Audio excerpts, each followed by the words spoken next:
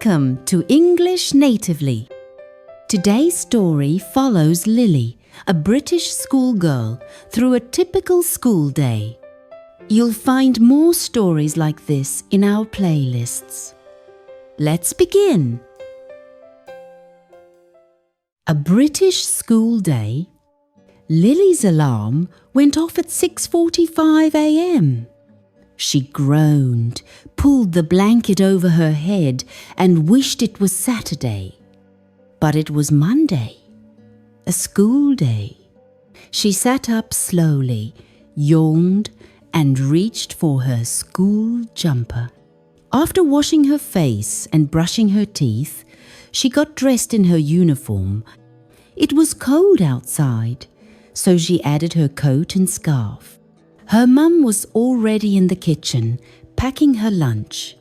"Don't forget your pea kit today," she said, handing Lily her bag. Lily grabbed a piece of toast and ran to the bus stop. The double-decker bus arrived at 7:30 and she climbed upstairs to find Sophie. They chatted all the way to school. The school bell rang at 8:30 sharp. Everyone headed to their form room for registration. Their form tutor, Mr. Jenkins, gave the morning announcements. Lily's first lesson was English. They read a short story called The Visitor and talked about the characters. Lily found the homework a piece of cake because she had read the story before. In pairs, they wrote new endings for the story. At 10:15, the bell rang for break time. Lily bought a chocolate bar from the tuck shop and sat with Sophie near the playground. Next was maths. They learned about fractions. Mr. Patel was kind but very strict. "Show you're working," he always said. After maths, they had science in the lab. They wore safety goggles and did a fun experiment with vinegar and baking soda. Lily loved it when the mixture fizzed and bubbled. At 12:30, it was lunchtime. She sat in the dining hall with Sophie and Amir. Lily had a cheese sandwich, an apple, and a bag of crisps. They talked about their weekend and laughed a lot. After lunch, it was geography. They learned about rivers and looked at a map of the UK. The last lesson of the day was PE. Everyone changed into their PE kits. Today, they played football on the school field. Lily wanted to join the school football team, but she got cold feet and didn't sign up. Lily wasn't very good, but she had fun anyway. At 3:30, the final bell rang. She walked to the bus stop feeling tired but happy. Another school day was over, and tomorrow would bring something new. Now let's look at some useful words and expressions from the story. These are real British English phrases, and you can use them in everyday conversation. Registration, meaning the daily check to see who is at school. Example, everyone headed to their form room for registration. Note, registration happens every morning. You answer here when your name is called.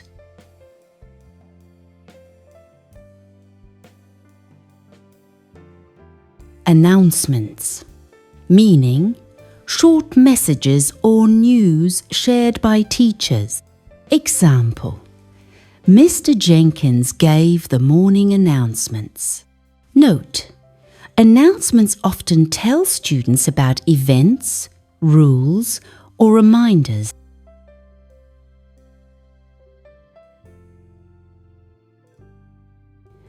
A piece of cake idiom, meaning very easy to do. Example: Lily found the homework a piece of cake. Note, this idiom is used when something feels really easy. It makes language sound natural.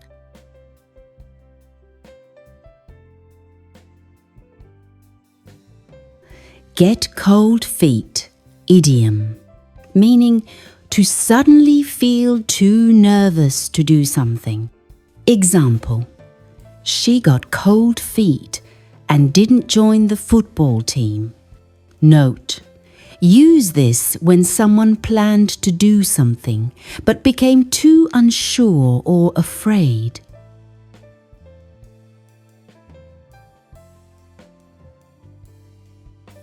Fizzed and bubbled, meaning made fizzy or bubbly sounds, like in a science experiment. Example: She loved it when the mixture fizzed and bubbled. Note, these words describe a fun and noisy reaction in experiments.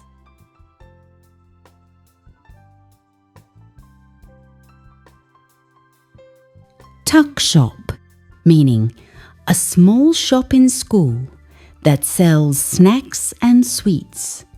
Example: Lily bought a chocolate bar from the tuck shop. Note, tuck shops are usually open during break time or lunchtime.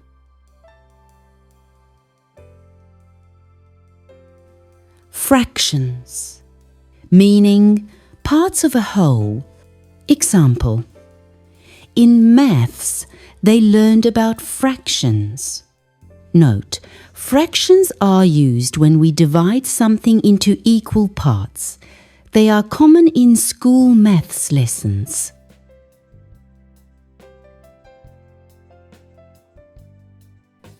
Vinegar, meaning a sour liquid used in cooking or science experiments.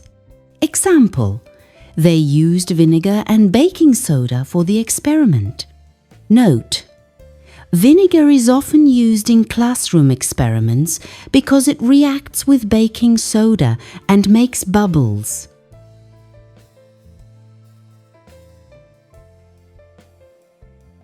Yawned, meaning opened your mouth wide when tired or sleepy.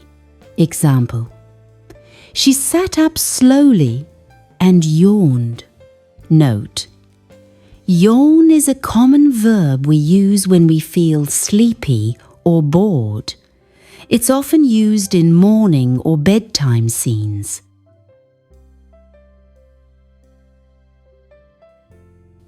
Strict, meaning someone who follows rules closely and expects others to do the same.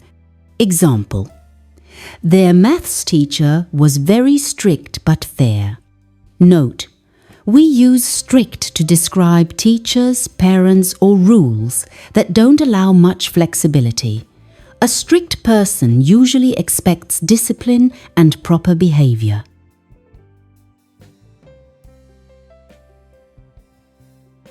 Goggles, meaning protective glasses worn during science experiments or sports. Example: They wore safety goggles in the lab. Note, goggles protect your eyes from chemicals, water, or dust. In science class, they are very important for safety.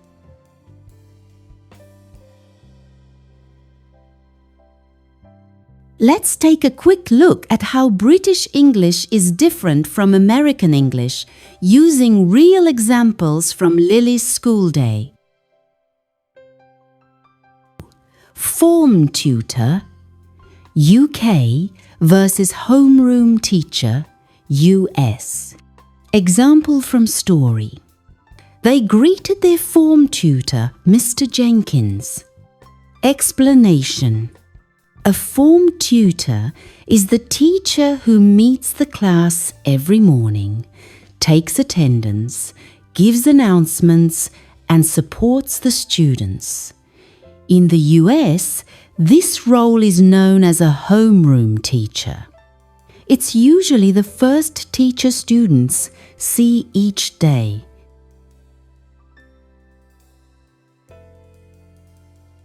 Crisps, UK versus chips, US. Example from story. Lily shared her crisps with Sophie. Explanation. In the UK, crisps are thin, crunchy snacks made from fried potato slices. In the US, they're called chips. But be careful, in British English, chips means hot, thick-cut potato pieces, which Americans call fries.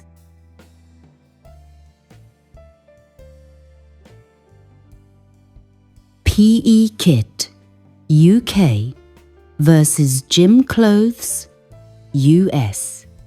Example from story. Don't forget your PE kit today. Explanation. A PE kit is a set of clothes that students wear for PE, physical education lessons. It usually includes a t-shirt, shorts, and trainers. In the US, people say gym clothes instead. Most British pupils keep their PE kits in a special sports bag.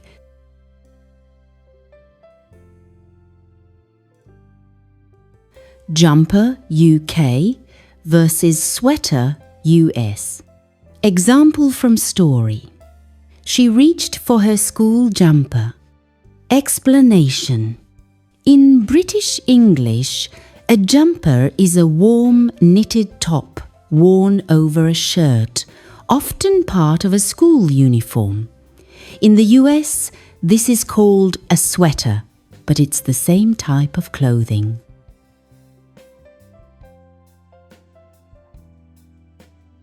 Tuck shop, UK versus cafeteria, snack bar, US. Example from story.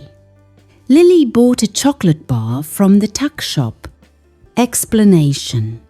A tuck shop is a small school shop in the UK that sells snacks like crisps, chocolate bars, and drinks.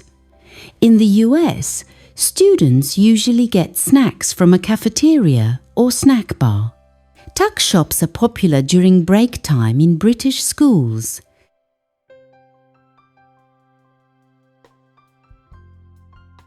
All right, let's listen to the story one more time and see how much more you understand now. Welcome to English Natively. Today's story follows Lily, a British schoolgirl, through a typical school day. You'll find more stories like this in our playlists. Let's begin. A British school day.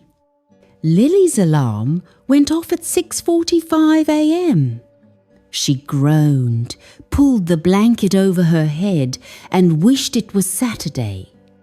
But it was Monday, a school day. She sat up slowly, yawned, and reached for her school jumper.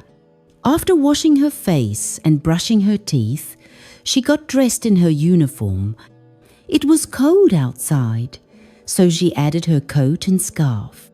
Her mum was already in the kitchen, packing her lunch. "Don't forget your PE kit today," she said, handing Lily her bag. Lily grabbed a piece of toast and ran to the bus stop. The double-decker bus arrived at 7:30 and she climbed upstairs to find Sophie. They chatted all the way to school. The school bell rang at 8:30 sharp. Everyone headed to their form room for registration. Their form tutor, Mr. Jenkins, gave the morning announcements. Lily's first lesson was English. They read a short story called The Visitor and talked about the characters. Lily found the homework a piece of cake because she had read the story before. In pairs, they wrote new endings for the story.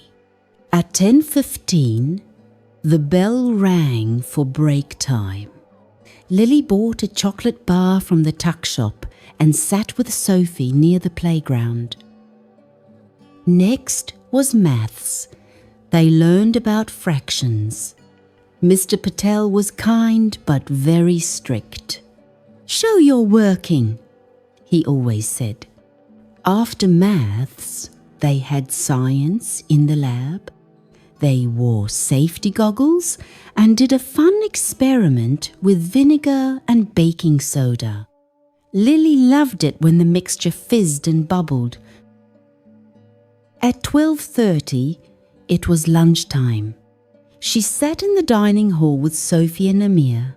Lily had a cheese sandwich, an apple, and a bag of crisps. They talked about their weekend and laughed a lot. After lunch, it was geography. They learned about rivers and looked at a map of the UK. The last lesson of the day was PE. Everyone changed into their PE kits. Today, they played football on the school field. Lily wanted to join the school football team, but she got cold feet and didn't sign up. Lily wasn't very good, but she had fun anyway. At 3:30, the final bell rang. She walked to the bus stop feeling tired but happy. Another school day was over, and tomorrow would bring something new. Thanks for listening to Lily's School Day. We hope you enjoyed the story. See you next time on English Natively.